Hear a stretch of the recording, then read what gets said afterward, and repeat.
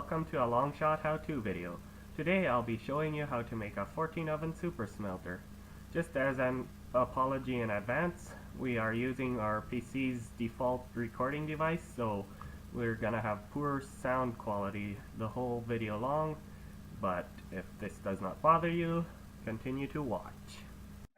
So here we are. I'll begin by building a chest one block off the ground like this, and I'll be adding 14 hoppers facing into it, and I'll just quickly finish that. Now we're ready to place the ovens. For this tutorial we'll be putting them exactly the opposite way than the chest's extension is. Just for a quick note, we'll be placing them this way. On top of this we'll be placing 2 layers of hoppers. So for the fuel feed we will be putting the hoppers out 2 blocks like that, and then on top of that we will be adding another hopper. Now when you're done we will begin placing droppers on this end. Just a quick note, on the same end as the chest, and for the droppers we'll be placing 15. The reason being, it will point itself out later, and be sure to place them facing this way. Otherwise your items will not transfer and you will have problems. Now we'll be running through a quick checklist and a little bit of an explanation, and then we'll begin with the redstoning. So make sure you have 3 rows of 14 hoppers each here for the fuel feed, and make sure that the bottom 2 are facing straight towards the ovens, and this row is facing straight down into these. And then make sure you have 14 hoppers here, all facing straight toward the chest, and make sure you have 2 layers of 14 hoppers all facing straight down. And then for the droppers, make sure you have them all facing straight that way, as you need a tube, and make sure your first one is 1 out from the hoppers. For the redstoning, we'll begin by placing a blue circuit right here next to the droppers, and this circuit we only need 2 layers, and this will only be 14 layers, 14 blocks long. As you can see, the last dropper does not receive any redstone signal. Now we'll place repeaters facing them this way, and over here we'll be facing them the opposite direction so that they fire the droppers, and then behind that we'll be adding a redstone, and we'll do that the whole way along. For a quick check, just make sure all your repeaters are set at minimum tick delay, and then we're ready to begin with the next circuit. For that one, for this tutorial, we'll be using black wool, and this circuit is 14 blocks long as well, and 3 blocks wide.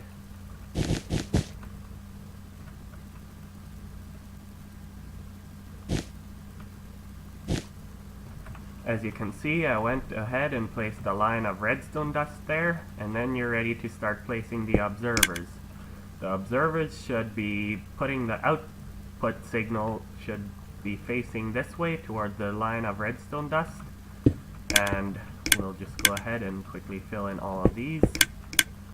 Make sure your repeaters that you place here are facing that way their signal travels along, and also we will be setting them at 2 ticks. This is crucial, otherwise your line moves too fast and your observers will just keep firing way too fast, and this signal will never die. So the only item that will be transferred is the first item that goes into here. For a quick check, make sure you have 14 repeaters all facing that way and at a minimum of 2 tick delay. You can have 3 or 4 ticks, but 2 is the minimum. Now we'll add the loop, which basically runs this whole machine, and we'll place wool on top of there like that, and we'll place redstone here. There we go. When this repeater receives a redstone signal, it'll fire this redstone dust, and we'll just place it all the way along here like this, and then we'll place redstone on top of that. Now we'll be putting in the on-off toggle. I'll be doing all of that on film, as it's a pretty complicated piece of device. So we place a wool right there, and as you can see, I'll leave this here, otherwise the redstone on top will receive a signal as well, just toggling it off and on in a faster time space than you want. Now we'll place wool blocks down here and here, and then we'll be adding redstone torch right here. As you can see, that moves along quite well. And now we'll add the rest of the wool here, and now we need to make another little loop here for a repeater. Now, for those of you who are wondering how a repeater is gonna receive signal here, don't worry, it works. We'll be setting this repeater at 4 ticks, and then we'll be adding redstone here. A repeater always catches the signal if it receives power from something that is running up and down like this. So now what we want to do is we'll place another 2 repeaters here, each at maximum delay, just so we have a delay so that the circuit we're going to add here later can beat this signal to this repeater over here at the end. And we'll just quickly put one down here. It doesn't really matter where you put it, as long as you have 2 repeaters there for maximum delay. And we'll put one over here. There we go. And now we're ready for the next step. We'll begin over here, and we will be using the repeater lock system here. So we will need a repeater facing right there, and we will also need a redstone torch, and we'll place that one right there. See there, now it's locked. Now it cannot change its signal. If you've done everything right, your line of red wool should come right to this level, so that you can place a comparator here for a sensor, and then we'll add redstone here and a repeater here, and just fill the rest up with redstone. And at the end I'll show you a neat little trick to toggle the torch off or on. And a quick review to make sure you've done everything properly on this side. Make sure you have 2 repeaters on top of here facing that way, so that there is 8-tick delay and all before it reaches this repeater. And make sure you have a comparator here with a space in between, and a redstone repeater facing that way as well. And make sure the output from your observers is facing the redstone here, and that redstone is in line with this blue circuit here, so that these repeaters can catch signal. And also make sure that this is at 2 ticks delay minimum, otherwise your machine will go too fast for what your droppers can handle. And this is very important. Make sure that there's 2 layers of wool right above this torch here, otherwise this redstone will receive a signal, thus it will just loop around continuously. Now we're ready to start with the hopper device, which we will be using gray wool for, if I can quickly find it here. Let's go with gray wool, and we will put it right here, and a comparator facing that way. So we will put that one right here, and another wool block right there, and then we will put more wool underneath here to place redstone on top of. And we need a repeater to strengthen the signal, because this one will only be outputting a signal of one strength. So let's put a repeater that way, and we need this to drop very fast, so we'll just put a step in there as soon as possible and put redstone on top of there.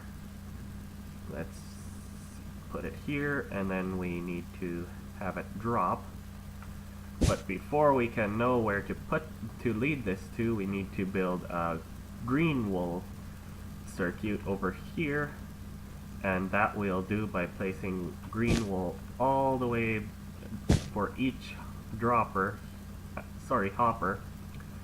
and we will place it all the way along, and then we'll place another 2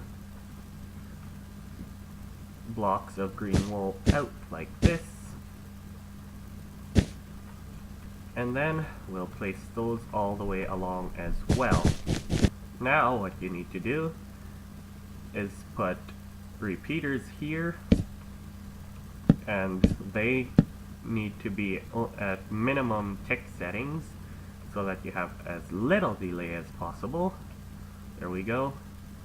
Now we'll go back to building the gray circuit, and that one just basically comes right underneath these redstone dust pieces over here, and then we'll put a torch. Oops, we did not put it underneath the green wool circuit. There we go. Now we did. Now we'll put a torch here like this, and as you see, all of them are powered. Now we just need to lead this redstone dust into there. There we go. That's for this side, and I'll just quickly finish the other side and show you guys what it's like later. Just a quick review to make sure you've done everything properly on this side. You want our comparator facing that way and powering this block, which will in turn power this redstone dust, and then this repeater will strengthen the signal to continue on to here. Make sure that this section here drops quick enough so that you can place a redstone torch directly underneath this green wool here, so that these redstone dust get powered. And then that's your machine. I'll show you how well this machine works, and we are done. There we go. We'll put the iron ore from the top feed, and we'll put the coal into the side feed, and if everything is done properly, all of the ovens should fire. There we go. Not a single oven did not fire, and we only had 14 items in there, unlike most super smelters, which will feed this oven until it's full and then start on the next one. This one just splits the items right up into different ovens, and you will be able to smelt 14 different stacks of items in the time it takes to smelt one. If you guys enjoyed this video, be sure to hit the subscribe button and share this video with your friends. Or if you have comments or ideas of what you would like me to record next, feel free to leave a comment in the comments section down below.